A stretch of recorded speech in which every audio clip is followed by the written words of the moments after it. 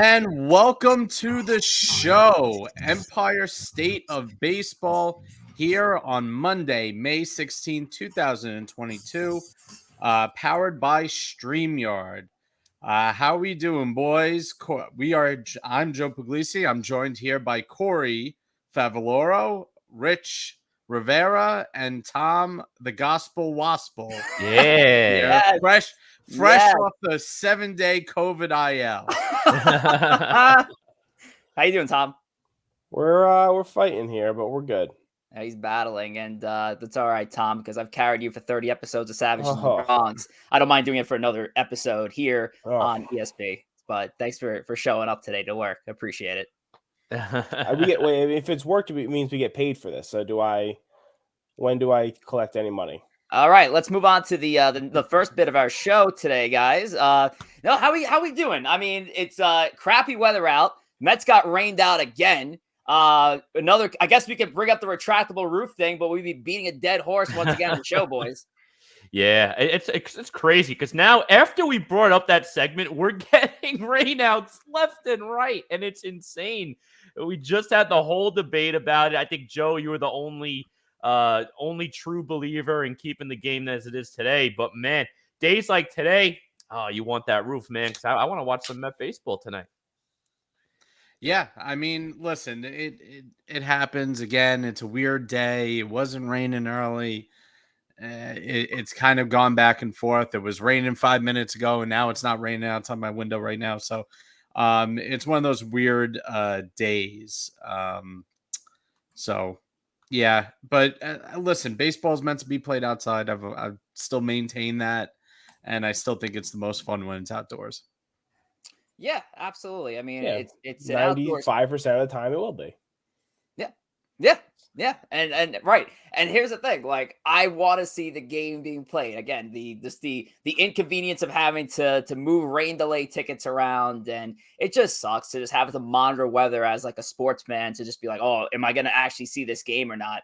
And yeah, in a rarity, even the indoor sports do get a delay with, the snowstorms that happen in New York sometimes that will delay a game at the Garden. Speaking of the Garden, I know it's not that kind of show, but congratulations to the New York Rangers. Moving on to the second round, there was a wild set. They came back down 3-1 in the series. I know we got a couple Devil fans here on the show, which, listen, it is what it is. But hey, Rangers got outplayed on that game, so they should. That's a great win.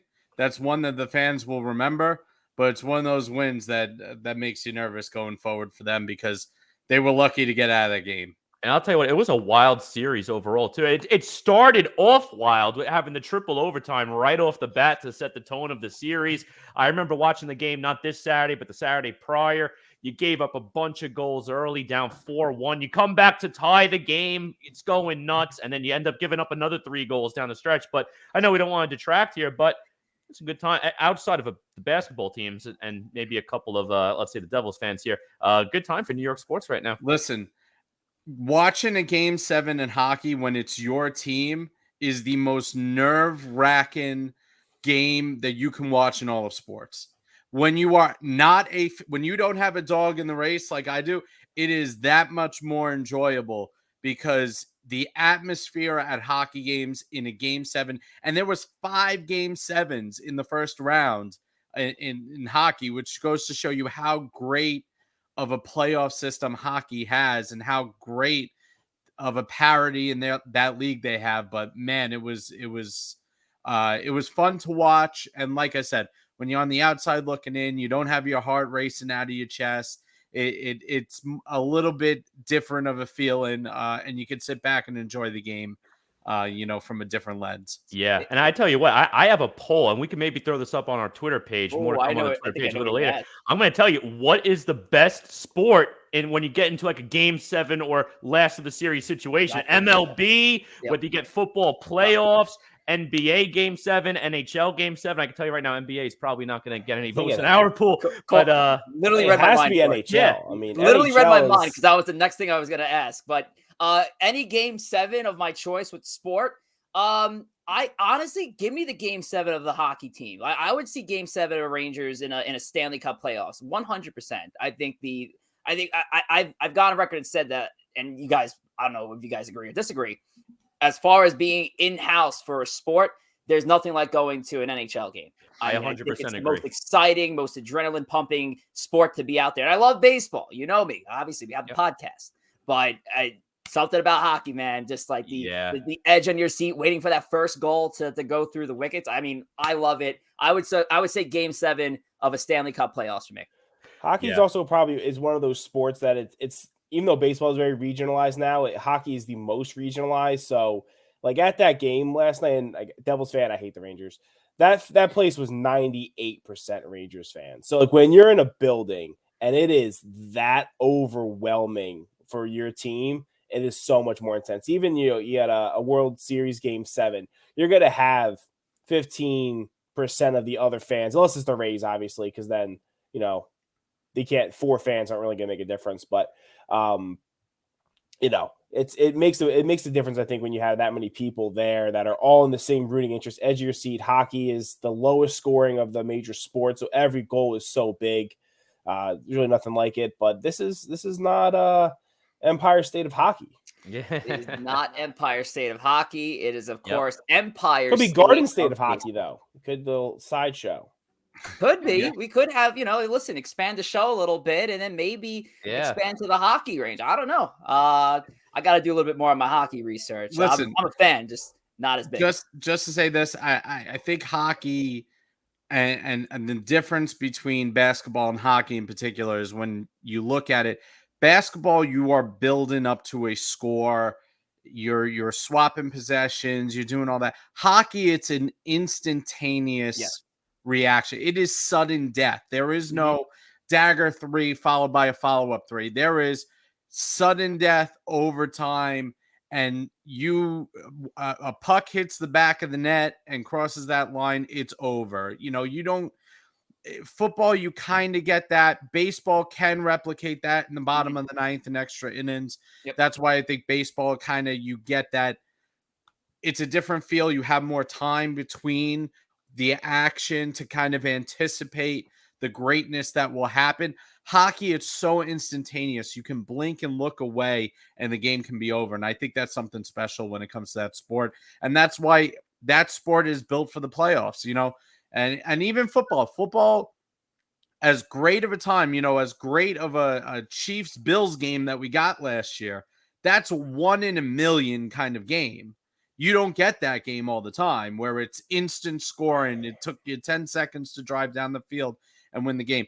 But the hockey, it's every game. I mean, we had 2 overtimes in 5 game 7s the last 2 days. I mean, it's crazy. So, and anybody can win at any time, which makes it such a great sport. So, and to piggyback off that, I love Mike Parr's point right here. More competitive balance in hockey, more times than not, games are within reach, especially in the playoffs. Games can change just like that. And I think bring it back to baseball. What I love about baseball the most is, you can get a situation like what the Mets had about a couple of weeks ago, where you're chasing 7 runs you're chasing 6 runs in the bottom of the 9th inning or the top of the 9th inning, and you can come back in that game because there's no time limit, and all you got to get is those 3 outs to try to get out of it. And sometimes it doesn't happen, and we've seen some crazy comebacks happen in both New York teams.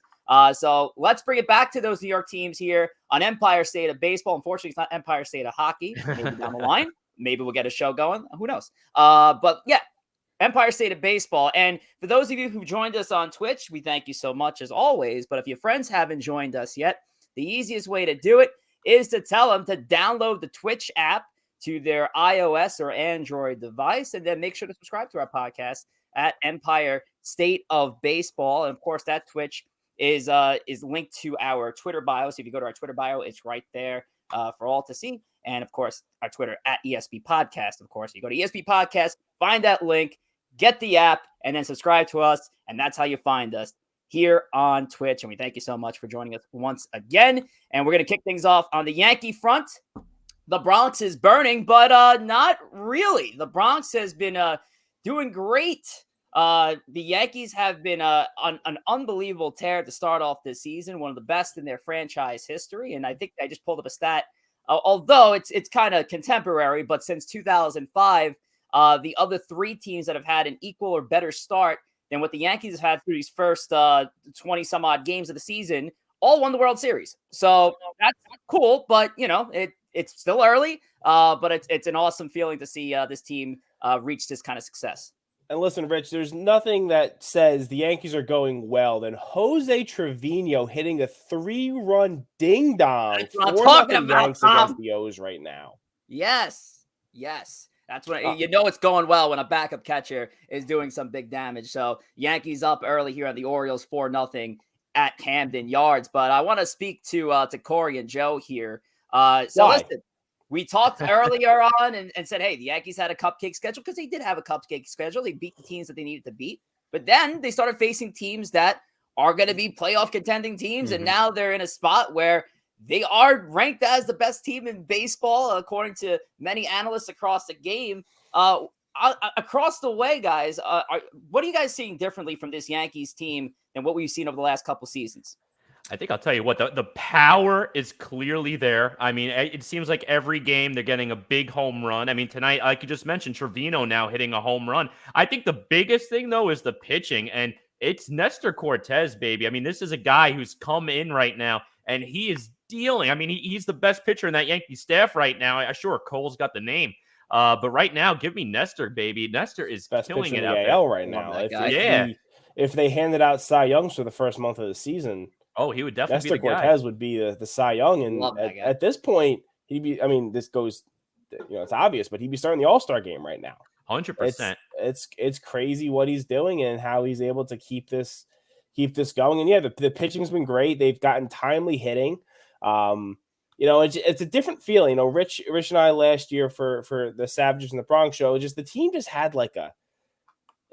just a feeling they weren't going to win. Like they were going to blow it. They were going to get, be down 2 in the ninth, get a guy on, and then just strike out 3 times. Like that's what the feeling of the team is. And now it's just, you just always feel like they're going to come back. And honestly, the Mets, I think they have a very similar feeling. I was watching the end of that Met game yesterday, and I was convinced the Mets were going to win. I know we'll probably get to some Mets stuff later, but that's the way both these New York teams feel right now. There's no quitting them. They're ready to, they're doing what they got to do to win. They're hitting big home runs. They're playing well defensively, good pitching. It's just it's a good brand of baseball going on in New York City. Yeah, definitely. And correct me if I'm wrong. Was it the Thursday night game? I think it was 7-7 with 2 outs, and they ended up scoring another 7 runs, and they doubled it up 14-7 in that game. And I said it last time that when they started to go against the Blue Jays, I was like, all right, this is going to determine now who is the king of the AL. Is it the Yankees or is it the Blue Jays? And not only are the Yankees doing work against that Blue Jays team, I mean, they've built up a 7.5 game lead. I mean, we know they're the best team in baseball record-wise. I'm just taking a quick look at the numbers across the board. I know in terms of wins, they got 2 more than the Astros, 1 more than the Angels, but they've played less games, so the winning percentage is a lot higher. Only team in baseball over 700 in terms of winning percentage. I mean, the Yankees are clearly, in my eyes, the hottest team in baseball. Right now, they are the best team in baseball. And until they hit a rut, and it doesn't look like they're about to hit a rut anytime soon, I don't think you could say otherwise. And listen, they're going to hit a rut at some point, right? And I mean, if they keep on this pace, they will be the winningest team ever. And that's not going to happen. It's probably not going to happen, right? They're going to go through some stretches, and yes, the soft scheduling again this season is what it is. But you build up that lead, you get fat on the bad teams, and then so what if you have a stretch when you go 8-10? You've earned that at this point. So it's just exciting. It's weird. It hasn't felt like this in a long time watching the Yankees. I think the difference of this team is the starting pitching's been on point early in the season, which is great for the Yankees, and they've put themselves in a position where timely hitting can get it done, where they can get out to big leads early if they have to, like they're probably going to do against Baltimore right now. The one, word of caution that I would have with the Yankees going forward is this pitching is at a clip that's not going to be sustainable given the track record of these arms. I'd be a little cautious as a Yankee fan of this coming and crashing on them especially late in the season. None of these pitchers have particularly gone deep into seasons on a regular basis before. We know Severino's injury woes. Nestor Cortez has never pitched above 100 innings in the majors. Jordan Montgomery's pitched a maximum of 157 innings. So what at this point in August or September, when these pitchers are now stretched beyond what they've ever gone to, is this going to maintain itself? Is this going to keep up? That would be my caution. And then the other thing is everybody's been healthy, which is a change of pace for the Yankees. Yep. No, you haven't had an IL stint from Judge or Stanton yet. That's a big boo. You haven't had one from Donaldson either. He's another injury prone one. So if they can maintain that, they're going to be way, way, way out in front. It's when things like that break down, which almost seem inevitable for the Yankees. How are they going to be able to maintain that offense? That offense is clicking through Judge and Stanton right now. They are playing to the level that they should be playing and to the level of superstar that they're supposed to be.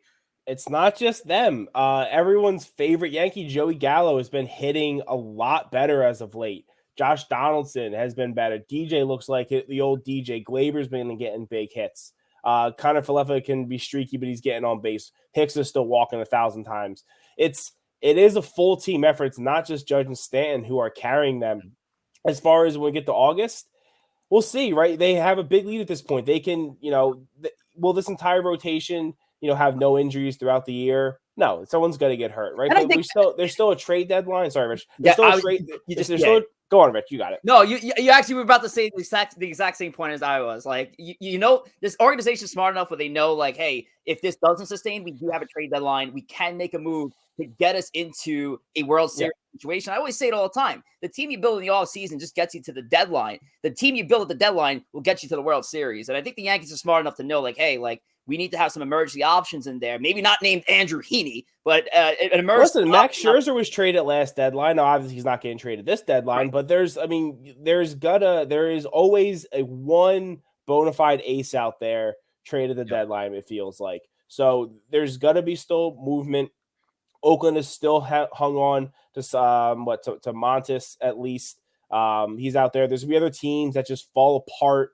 Guardians, like would they move Bieber, right? There's teams out there that are gonna sell, and it's just will the Yankees fully go into that mode that a lot of teams have recently and trade those top prospects? The Yankees have been unwilling to do that in the past couple of years. All the trades they've made have been for like the 10 to 15, 20 ranked prospects in their system. If they're the best team in baseball and they can go out and get a bona fide, stud pitcher, and they have to trade Peraza or Volpe, then that's the point. You got to pull the trigger and you got to do it because you got to go for it when you can. Yeah, definitely. This is the year they have to make a deal at the deadline if they're in the position they are. And I look back and to me, looking at the season as a whole, get to June at 500 and you're in it. I mean, clearly the Braves, a perfect example. They were under 500 and look at the run they went on to win the World Series. And I look at the Mets back in 2015 when they made it to the World Series. I mean, that's a team that was hovering right around 500 into the early days of the summer. Weren't the Nats also horrible? Like the year they won the World Series for the first 2 months. Oh, they collapsed. The Mets beat them like a rented mule at the second half of the season. I mean, no. When the Nats won the World Series, they were bad, right? Oh, weren't they really bad? You know what the thing with them was? They had the pitching. They always had the pitching, and that's what really rules the roost. Is when you get into that back end of the season and you have those horses to chase. Not to Kentucky Derby reference it, but if you have the horse to chase them down, and that's where that pitching comes in. You need that sustainability throughout the year. And I'm hoping that the Yankees maintain this. I think it's good for the game of baseball. I think it's good for our show, obviously. They're in a great position right now. I wouldn't count the Rays or the Blue Jays out of it by any stretch of the means. Yeah. Bichette's not clicking right now and for Toronto. I think there's a lot more than what Toronto's given you so far. The Rays are always going to be there. You could stick a fork in the Red Sox. The Red Sox are done. You can count them out. They could start breaking down that team. That team is not going anywhere. You talk about deficit pitching. There is no pitching on that team. Yankees haven't played the Rays yet, so they still have a full schedule And- against them. And they have the Red Sox a lot coming up, but the Red Sox are bad. So that could be good. Those are games that you thought were worrisome beginning of the year. Like, oh, no, we play the Red Sox on the second half, but the Red Sox look like they're going to be sellers.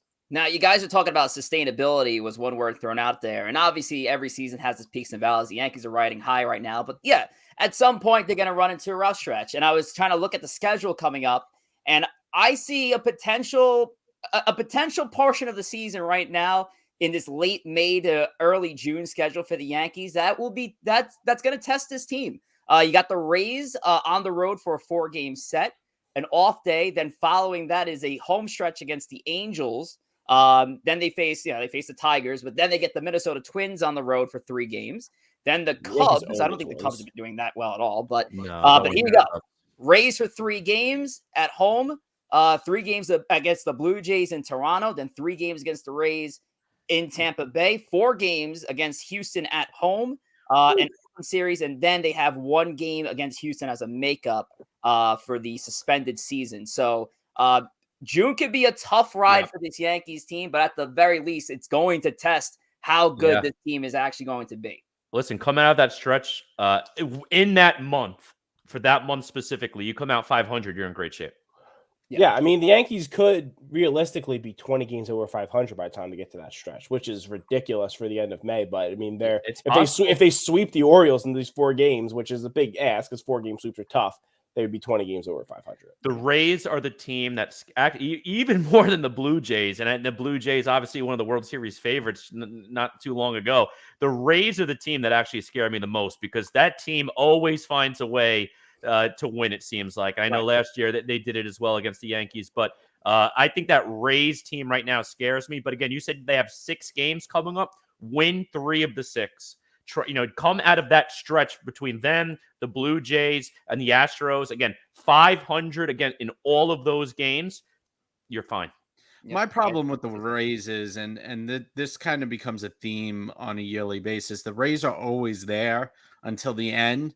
But once they actually get in, you start to look at that team hard. And when it matches up against the Astros, the Yankees, the Blue Jays, there's nothing that impresses you. And when you get into playoff baseball, when the stakes are raised, when you don't have the same caliber of players, that a lot of times rears its ugly head. The Rays are going to be a pest. They're going to be a thorn in the side. But I don't see anything from the Rays that I say is that much superior than any other team in the league. You never do. For me, I think Toronto is the key threat. I think Toronto is going to have a big run in them. They have the offense and the pitching to keep themselves in games and keep themselves competitive late into playoff baseball. I don't think the Rays do. What's the Rays starting rotation in October? Matter. It does matter because listen, there is no Yankee fan that wants to see the Rays in October because for as much as you said that the Yankees own the Twins, the Rays own the Yankees as of late. They always find a way. It doesn't matter. They'll just call guys up from the minors and they'll go 8, they'll have a game where they give up 2 hits. And not since they've been the Devil Rays have I felt confident against the Rays in any sort of game. Yes. Are the Blue Jays a better team than the Rays? Absolutely. Would I rather play the Blue Jays in the playoffs? Absolutely. Because the Rays are terrifying. Oh, no way. No, Joe, way. It's something. I'll be honest. Unless you're a Yankee fan, you just don't get it. That's what they do. They find a way. You don't want to play. Don't want to play against Berrios and Gosman in a short series. I'm sorry. If the Yankees play the Rays, you have a pitching advantage in almost every game. With the Blue Jays, you really don't. You really don't. After cold, you don't really have a clear-cut advantage as you go further into those pitching. Manoah's been amazing. They struggled against Kikuchi. I mean, I'm kind of with Joe on this one, Tom. I think I still I don't care. Until the Yankees beat the Rays in a playoff series, they are. And who's the big hitter outside of Wander Franco? It doesn't matter. That's what you don't get. It doesn't matter. It doesn't. It's the trop. They'll get there and a ball hit the catwalk. the lights will go out. Some stupid shit's gonna happen. You know, it's just that this is what the Yankees Rays are. To The me, Rays this is the same just are conversation as the current Giants team. The Giants and Kapler, they find ways, whether it's being cute with the game of baseball, whether it's the bunting, the moving the guys over, all the stuff that you like to see. But at the end of the day, if you don't have the horses late in October, you don't have the horses. I hate to keep bringing up the horses, but they proved it last year. They won 108 games, and the Giants went and beat them like they were nothing. The Dodgers, I mean, beat the Giants like they were nothing at the end of the day, because every single player on that team is not even a starter on the Dodger team, not even a starter on the Mets team. I'm not scared of teams like that. I'm scared of teams that got the big players, the big bats, and the big pitching that can match up with me. And there's exceptions. Listen, G-Man Choi is going to hit some massive home run off Garrett Cole, and it's just I'm going to throw my phone through the TV. It's hard to explain. Joe, you are right. It pains me to say this, but what you are saying makes so much sense. But you just don't understand what the Rays have been to the Yankees over the last handful of years. They are that pebble in your shoe you can't get out. They're irritating. They always find a way to get through. It's like they're the number one team I would worry about until they're not. Listen, I get it, but I'm not more scared of the Rays than I am of the Blue Jays. I'll tell you what, I am actually on Tom's side on this debate because, and I'm going to give you an interesting take here. I think the Yankees and the Blue Jays, their strengths are each other's strengths. You know, their strength is going to be putting up big offensive power and trying to muscle your way through a game. A couple of big pitchers there. Obviously, the Yankees rotation right now, Nestor Cortez really overachieving a little bit. But I think their strengths play to each other's strengths. Baseball, I'm going to give a great quote by Yogi Berra. Again, great Yankee Hall of Famer, Mets as well. Baseball is 90% mental. And listen, the Rays right now, I think, are in the Yankees' heads. And when the Rays are playing a team like the Yankees in the playoffs, in their mind, they say, we're going to get this. They are more confident. Going into that series, the Rays are 110% more confident going to that series than the Blue Jays. 110%. I think Toronto's going to play more motivated, especially if get in your head, you're going to strike out. I feel like Toronto's going to play more motivated now, especially since now the Yankees have had their number over this early course of the season. I think the Blue Jays could be that sort of team that'll catch the Yankees off guard at the right time for that franchise. So, I mean, I don't know, guys. I feel like Toronto is the team that still scares me the most between the two. I'll take a 7-game series against Tampa Bay before I see Toronto for any sort of game series. I mean, I gotta go Tampa. I'd rather play the 98 Yankees with this Yankee team than play the Rays. No, I don't care. That's just what they do. That's ridiculous. That's ridiculous. I'll tell you what, what if the Rays, aside from the pandemic, what if the Rays, when have they proven they can win in a postseason? When have they proven they got to one World Series in a weird year? Other than that, they got knocked out right away last year. Question. I'm afraid of the big bad Rays and all 4 of their fans. Who's pitching Game 5? Yeah. Don't care. It'll be a bullpen game. It'll be a bullpen game. Wander Franco will go out there and pitch somehow, and he'll throw 4 in the shutout. That's what they'll do. 100%. But that stuff doesn't win World Series. That's the difference, and that's why teams like that don't win World Series because you can't gimmick your way to a championship. Quick question for you, gentlemen. Quick question. This is specifically for the Yankee fans because I don't really know exactly. Have the Yankees got swept this year at all? No. I bet you a round of beers that the Rays sweep them the first series. Wow. And if they don't sweep them, I owe you guys a round of beer. Oh, we gotta make that happen. We got some scared Yankee fans of the little Rays. All right, Tom, bring us into our social media spot before Corey bets his whole kegerator out. So, I mean, you guys all know this by now, but make sure you're following us on Twitter at ESB Podcast. You can follow us individually at G Gory, JR Pugs, Rich J Rivera, and T Wospil, all on Twitter. We have some of us have the Instagrams too. What are all of our Instagrams? I don't know, but they're out there. I think we have one for the podcast too that we only post a lot on, but we do the stories. Oh yeah. So yeah.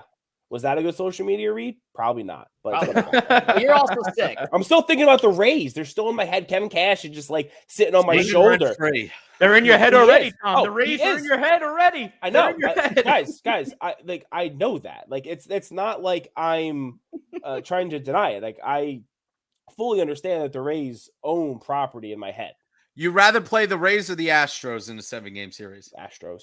Oh, come You're on. out of here. Okay. Oh, come on. Whoa. This is a team that's beat you. The Astros own you. They own That's you. true. That might They be where I draw the They line. have you. the Astros are the better team Astros now. tattooed That would on be- their rear. Whether it was Keuchel walking into Yankee I don't Stadium know in the this wild man. card It game, could. Yeah, them- I was you on a scoring cruise for that. one And run speaking of Keuchel, against them in an entire the Astros are games. the Astros are They a tough one. own you, and you rather face them than the Rays? I mean, the Rays Oh, own come us too. on. But listen, the Yankees lost one game over the weekend, and it was a game that freaking Dallas Keuchel pitched, and he's been terrible. Listen, the Astros are right there with the Rays. They're a better team than the Rays. Again, I agree that these teams are better than them. It's just they're a team that just always finds a way. That's at least against the Yankees. So until we beat them, I'm not going to underestimate them because they scare me and they haunt my dreams. God. All right, let's get to the pick of the week. Matt, once again, Chooch's pick of the week brought to you by Chooch. The crew Chooch here, back with his pick of the week. We have this week, late in the week, Friday night, starting a matchup against the Padres versus the Giants. We got a Bay Area matchup. Tough matchup. Both teams in the hunt, both teams right at the top of the division. Pitching matchups haven't been announced yet, but if I'm going to pick, I think the Padres will take the series. What do you guys think?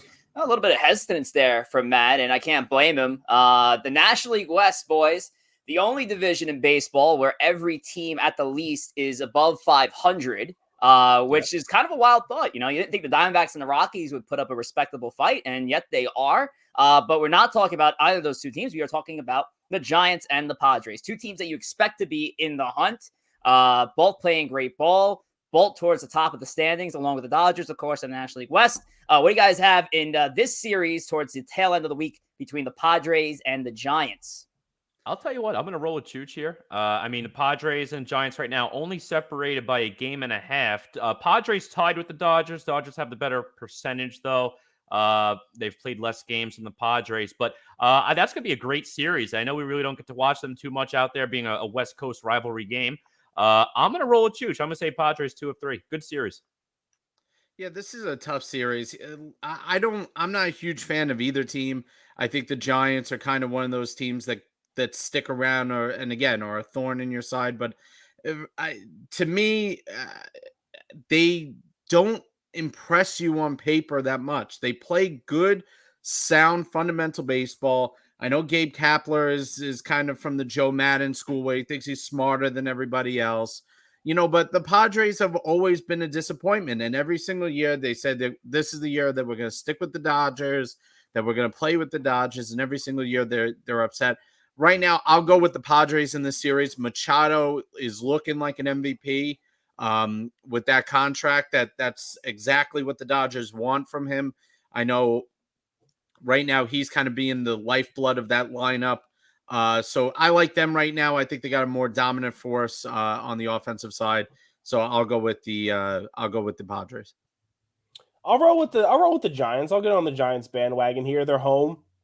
So that always helps. And yeah, that NL West is the past couple of years been a lot of fun games out there. I'm sure it's gonna be a lot of fun to watch. It's a good thing it's a weekend too, because it's tough. I know, like you were saying, West Coast, especially in the East Coast, to watch during on a school night, but on a Saturday or a Friday night when there's no bedtime, you can stay up and watch a little late baseball. Oh yeah, absolutely. Yeah. And I'm going with the Padres here. I'm with Chooch on this one. Padres playing exceptional ball. They got our boy Luke Voigt back off the IL, hitting bombs. Yeah. Love to see that. But, you know, I'm looking at the probables for the Padres and Giants. And as Matt had mentioned, not known yet, and he's correct in that. But I noticed two pitchers that might be lined up to face each other come, I believe, Friday. We might be looking at a Carlos Rodon versus Joe Musgrove match, Ooh, okay. which would be one of the best pitching matchups of the seasons that we've seen. So Okay. just a heads up for that one. Both of my fantasy teams are big Carlos Rodon fans. So Listen, me and Chooch are big Machado fans, so I'll take that. Quick question: did we ever get a poll here on the Chooch record here for the his picks? So we didn't. Although I don't have it up, it is currently he is sitting at 4-2 on his picks. So Listen, good percentage. Good stuff, Matt. 4-2. So again, he's got the Gotta Padres. start throwing that money line out there, man. Yeah, listen, you might have to do it, but we'll see what happens. 3 of us picked alongside Chooch here, so maybe we should bet along with him. I like it. But I like yep. But anyway, again, we're gonna move on here, and if you want to follow us on social media, well, not social media, but on YouTube, we have full episodes of Empire State of Baseball. Again, check out our page, like it, share, subscribe. Feel free to watch whatever content you'd like on our YouTube, where you can listen to many of our great segments once again. Maybe it's this coming segment that you like to listen to. And again, current state of baseball. We already know that video has killed the radio star, but has Manfred killed the baseball? MLB and the dead that's a transition. I love it. MLB is back in the dead ball era. It's dead ball era 2.0. I mean, listen, averages are down across the game, unless you're in the Bronx where somehow everything is beautiful and happy. But baseball offense right now, not doing too hot. I was watching this Mets game last weekend, with the Mariners, and I can't tell you how many times the ball was hit hard and the ball was out, or with the one exception of Marte, I thought it was a clear double off the wall, and the outfielder just got a glove on it, but it didn't make the catch. But that should have been a bullet off the wall. I mean, guys, what are your thoughts here on the dead ball, man? Because I thought for sure Alonso was tying that game on Friday night. I thought for sure McNeil had a shot as well. That got caught. I thought the McNeil one was the worst one. Oh, and he got robbed on a phenomenal catch. I mean, that should have been at least an extra base hit, but it looked like a home run. And even yesterday, I thought Lindor had a pretty good shot that ended up just being a sac fly. But guys, Joe, what are your thoughts here? I mean, I know you watched the game this weekend. Listen, there's no question the ball is different than it was the last few years. The thing that I am seeing, at least with my eyes, is a little bit more consistency out of the ball than it has been the last few years. I happen to like this. All right. I don't like seeing home runs fly out on terrible swings. I don't like seeing pop-ups go 40 feet over the fence. It's not. I don't enjoy that game of baseball. And maybe why the Mets are so entertaining right now is they accept what the ball is, and they have, in particular, McNeil, Marte, even Alonso, they are constantly looking for the hole in the defense rather than trying to hit the ball over the defense. And I think that offense is down, not because the balls are suppressed, but because the hitting philosophy has not yet adjusted back to a time when the balls were not juiced. So that to me is the biggest problem, and why offense is down this year is because the approaches to hitting that have dominated Major League Baseball for the last 5 years, which is basically hit it over the shift and not worry about what the defense is giving you and taking away from you. And now we're finding out that you can't do that easily, that the only people who are hitting home runs are the actual home run hitters, like Stanton, like Judge, like Alonso, like Jose Harper. Trevino. Right, as it should be. There's no, Exactly. there's no Nick Swishers hitting 30 home runs anymore. Oh, Brett you're Gardner picking on Nick Swisher again, 2 weeks in a row, Joe. Come on, man. or Brett Yeah, Gardner. I There's love no Brett Gardner's hitting 30 home runs anymore. That's the way it should be. We should think not Brett Gardner have ever hit half of 30 Major home League runs. Baseball hitting 20 plus home runs. So I like this version of baseball. I feel like the ball is more consistent. I know people are complaining, but people have short memories. They don't remember what it was like before the baseballs were implemented, particularly some of these young guys.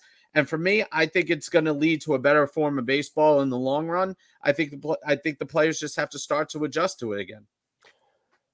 My Listen, biggest problem. Go I was ahead, Tom, gonna say, my biggest problem is they just get, like, why do they keep tinkering with it? Like, just leave the ball the way it 100%. is. When they did juice the ball, right? The ball before they just bring back the balls from like 8 years ago. Honestly, I have a ball right here. This ball I've probably had it for about 8 years now. I just want to just use this because the juice ball was too much. I always think there was a Todd Frazier home run that he hit. I want to say, God, I maybe know in what the you're talking playoffs. about, Tom. And it's Grant, Todd Frazier had some of the ugliest home run swings you've ever seen, but he hit one as a Yankee that was it looked like it should have been a pop out to second base, and he hit it out. Yankee Stadium cheapie. I mean, God, he got close up and spit all over his mic to say that. I know, seriously. Gross. But it's like there's just, why do you keep messing with it? Just keep the ball consistent. If this is what the ball is, just leave it like that. Because it pains me to say this, I agree with Joe. It's tough for offenses to adjust. When 2 years ago, it was basically, well, hit the ball in the air because the balls are juiced, they'll get out. And now that's, guys have tailored their swings to that in the minors, and they've been training for that. And all of a sudden, those swings don't produce home runs.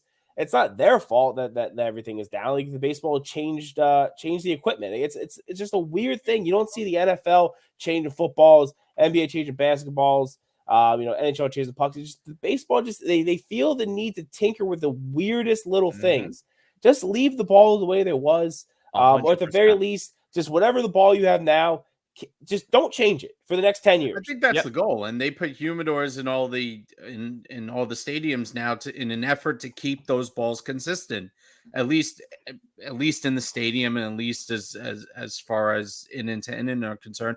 I think the players are not responding well. I think they're not patient with it, and they want everything to be perfect. And in a scenario where balls are handmade still, the way you pull it, the way you tighten and stitch a ball up is going to be a little different than the way I do it.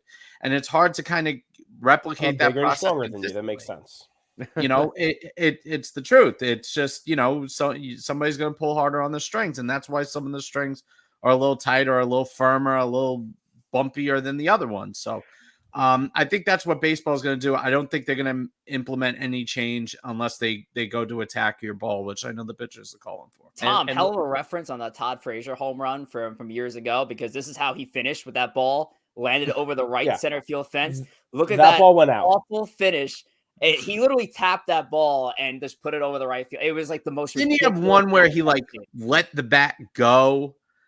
Like, I think it was that one. It's ridiculous. The bat literally bounced off the ground. It was out of his hands, and the ball went out. Video on this shit. I forgot. Somebody did that, and it was the most ridiculous thing I've ever seen. Also, if I'd be allowed a 1 minute rant, also, I hate StatCast for projecting home runs. It is one of the most frustrating things in all of baseball, and it probably has to do with the dead balls and the juice balls. But you'll see a ball at Yankee Stadium go down the line. It's 314, and they'll be like, "Well, that went 340." Like, no, it didn't. It hit the first row. It wasn't going an extra 30 feet past that. It's so frustrating. There's no way StatCast is Ford accurate. hit like a 600-foot home run in like an exhibition game, according to StatCast one time. Probably. It's just StatCast is so frustrating, and people they listen to it as if like what they say is correct. Like, they don't actually measure where the ball goes. They just measure the the launch angle and the exit velo, and that's how they determine, I guess, also with the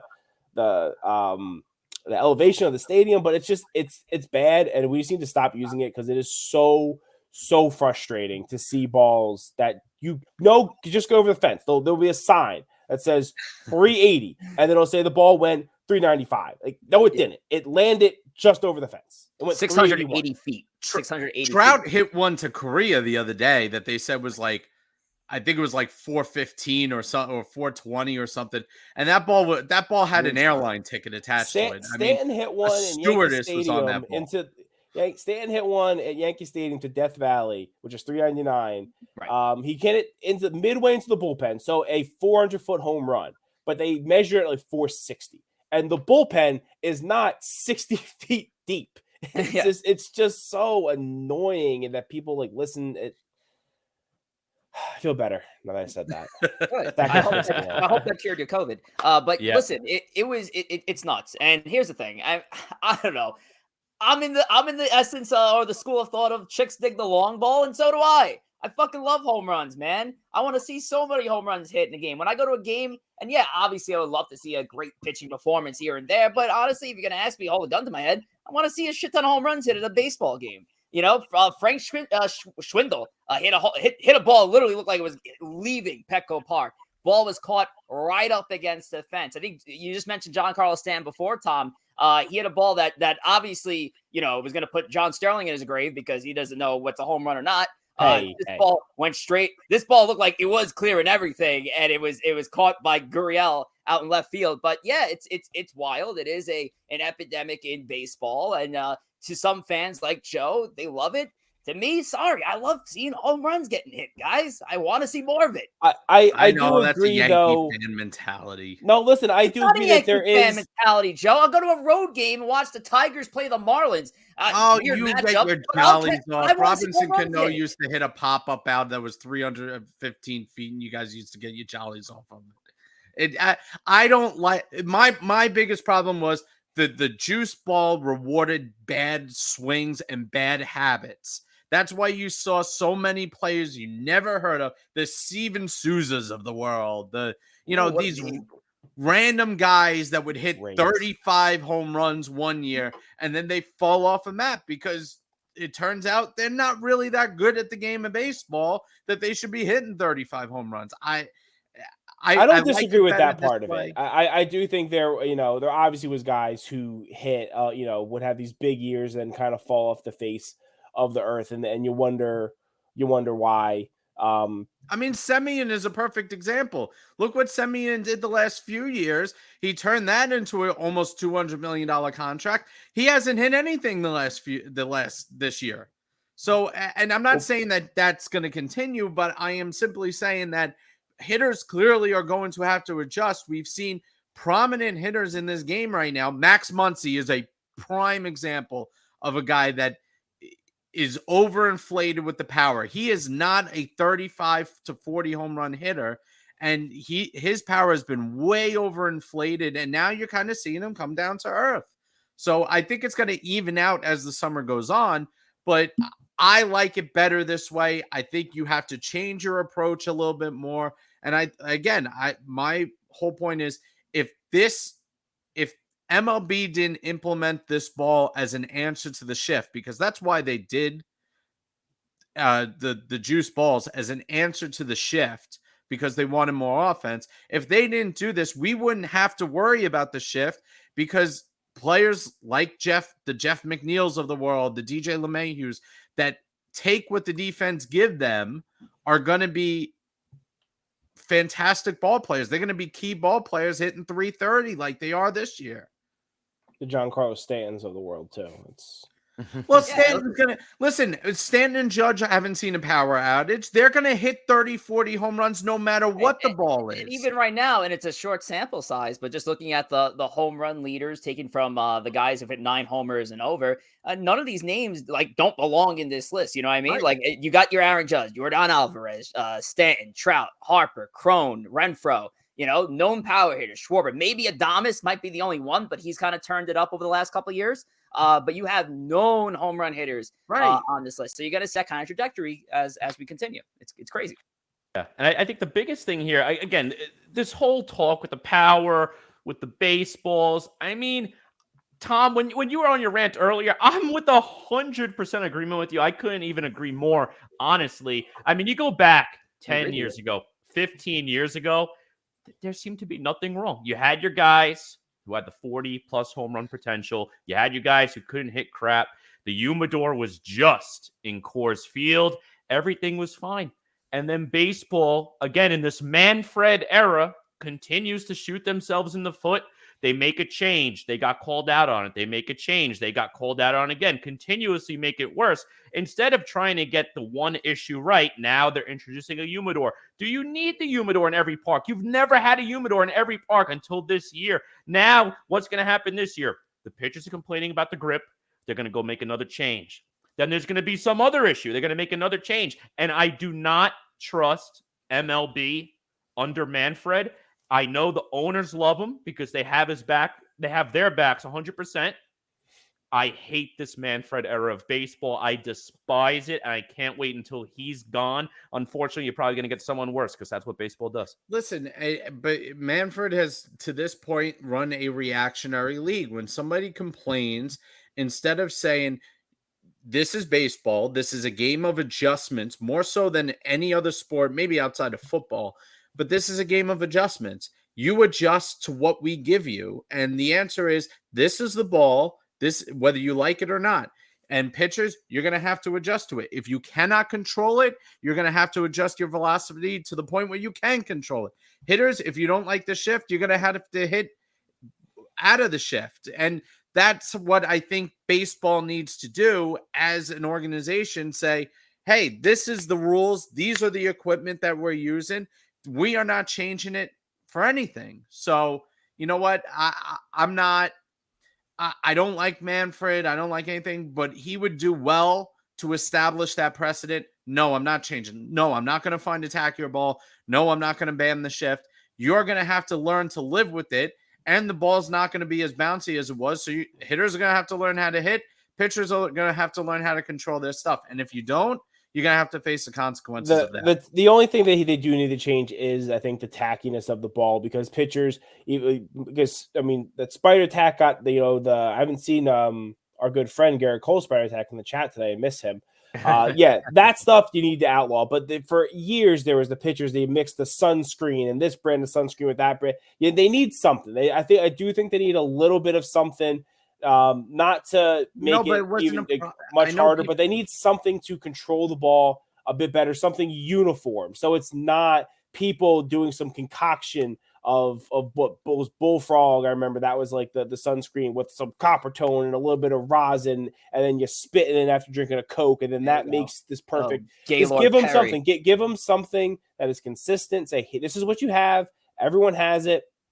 And that's the rules. That's the only thing I think they need to figure out still, whether that's applied to the balls or they get something that they can use, and then just leave it. Yep. Absolutely. Oh, I love this point here. JR Yankee 63. I think I know that guy.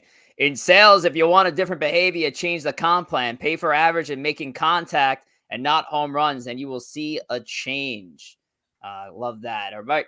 Well, let's we'll move on from this because yeah, it is definitely quite the issue in baseball, whichever way you look at it. But Joe, let's start to wrap this thing up and get everybody that who's just joining us right now into the Empire State of Baseball fun and how to follow. Go for it. Yep.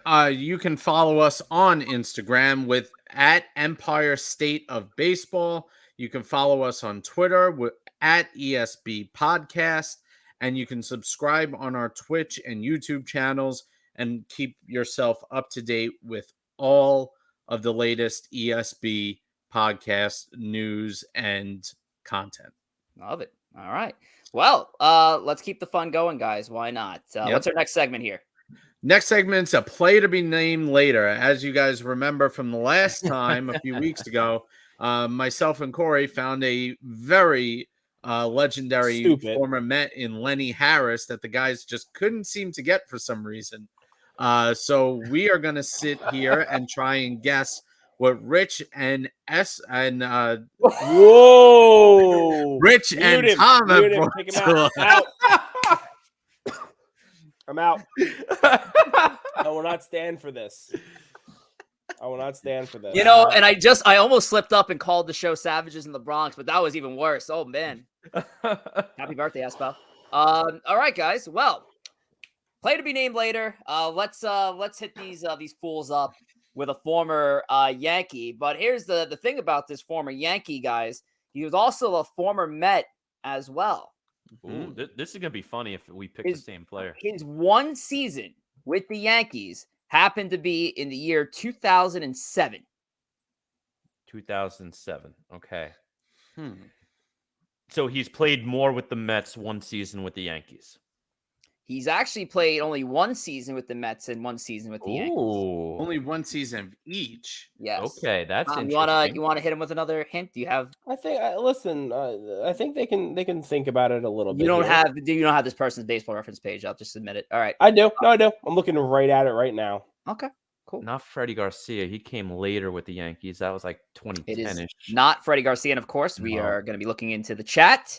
Former Yankee and Met. This is obviously we're trying to guess the Yankee portion here, but he is a former Yankee Met. His primary position was first base. Oh, okay. Was it always first base or just those seasons? Okay, so he's I would played say well always over. first. I would say right. I mean, I'm looking at his baseball reference, but he's a first He's base. played a couple other positions not known for it at all. He's played the majority of his career as first base. My guess was going to be Bobby Abreu, but I think he played more than one season with the Yankees, right?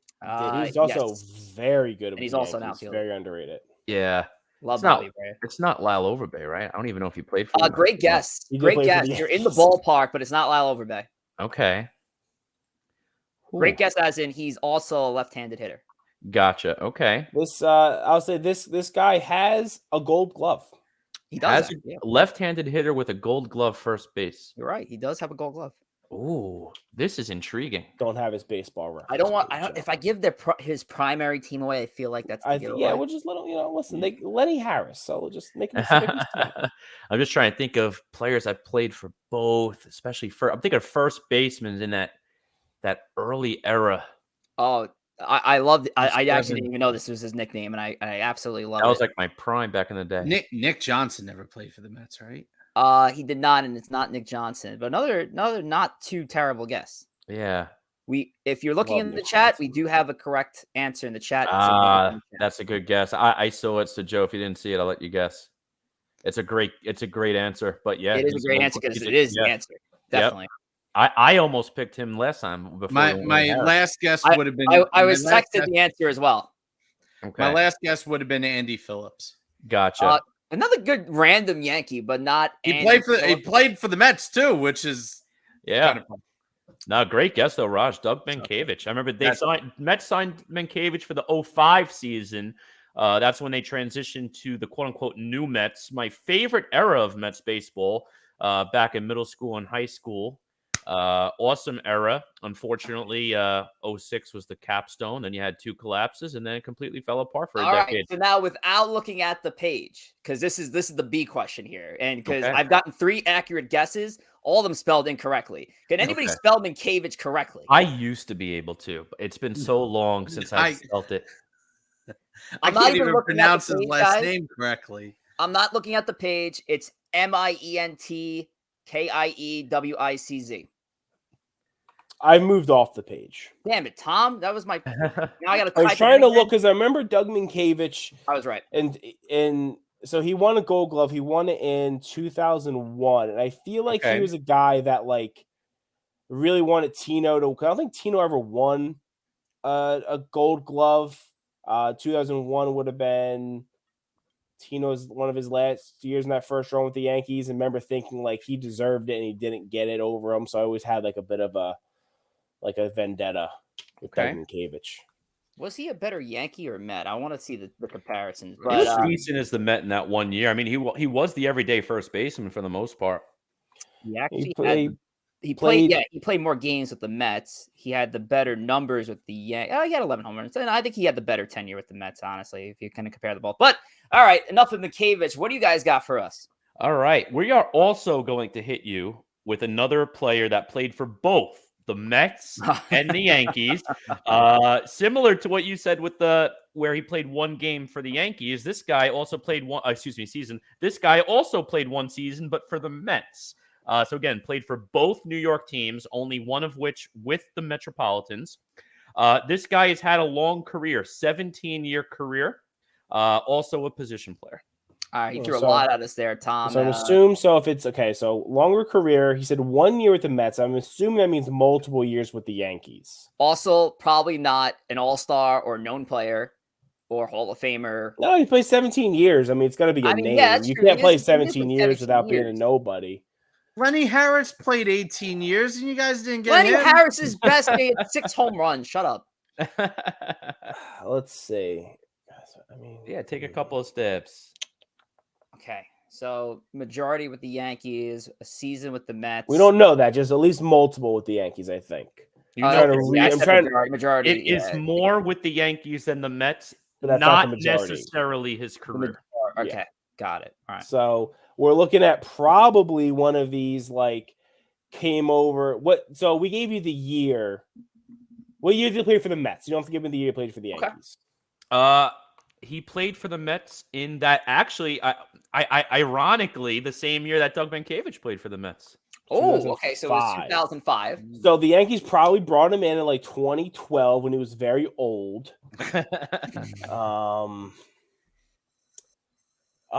Here. I mean, I'm gonna hide the is chat. I don't it's know not. if he... Is it okay? I'll ask this one question, and this Oh, will be one answer in the chat. I hope is it it's not is it a pitcher or an offensive player? It's an He offensive player. He said position player. Not in the chat. Not in the chat. Okay, I saw Kareem Garcia in the chat, and I was like, that's a Kareem. Interesting guess, but not Kareem. Might be a future player to be named. Kareem was a couple years earlier. I think Kareem was like 03, 04 Mets. Felix Heredia. Position player. Oh, duh! You just said it again. That's the third. Gary Hairston Jr. Good guess, but no. Actually, I'll tell you what. Similar position wise. Actually, Harrison played a little outfield. This gentleman did not. But primary second base. Primary second. No, 2005. Too early. I was gonna say Steven Drew. Nope. I know. It's not Brian Roberts. He had a quick stint with the Yankees, but don't play for the Mets. The funny thing about this player, I believe he was on the same team as Doug Mankiewicz was on both the Mets and the Yankees. Oh crap! Okay. You are. What year did you say Mankiewicz played there? 7. I think I got it. I think I got it. Xavier Okay. Nady. No. No. All right, I'm going to give you one last. Xavier Nady is much later. One last hint. This player, again, You I've have said multiple years with the Yankees. It's also figure that mid 2000s stretch where he played the prime of his career and late 90s. We do have a correct answer in the chat. He never had a World Series win, but lost to the Yankees in 2009. So the Phillies. Lost to the Yankees in 2009. So he played with the Yankees mid 2000s. Played with the Mets in 05. Looks like he had a couple of stints. Wow. Last and final hint, he had a couple of stints with the Yankees. He actually went from Yankees to Mets back to Yankees. Wow, this is actually sad. I'm not. I feel like I can like. He said. Now I'm running to that Phillies team alone. No, but it's not gonna be a guy that started on. Not a common. He didn't play much with the Phillies. Yeah, I didn't expect after Lenny Harris. Are you sure it's not Jerry Hairston Jr.? It is Miguel Cairo. Miguel Cairo. Yes. Miguel Cairo, who is a big I loved Cairo. Did the comeback game, the July 1st, 2004 game, the game where Derek Jeter necessarily dived into the stands to make that amazing catch. But yes, Miguel Cairo, of course. Yeah. My Isn't Miguel favorite, Cairo like a coach now? What is his deal? That's a good question. I'm not 100% certain, but I mean, he played New York. Again, the years of baseball I loved most because I watched every single game without fail. Really, when I first got into it, 04, 05, 06, 07. That's all his New York years. Went from one team to the other, back to the other. Miguel Cairo's actually got a respectable job right now. He's the bench coach of the Chicago White Sox. Nice. There you go. So there you go. Very Miguel good. Cairo. All right, guys. Well, good stuff, everybody in the chat. We got twice in a Cairo. row. Look at that. Look at that. We Good love stump it. save. Chat coming up hot.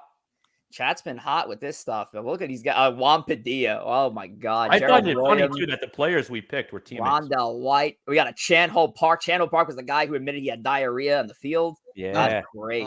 That's Gerald amazing. Williams, R.I.P. That's a sad story. Yes, sir. Yes, sir. But I guess let's put the kibosh on this, guys, right? Yep.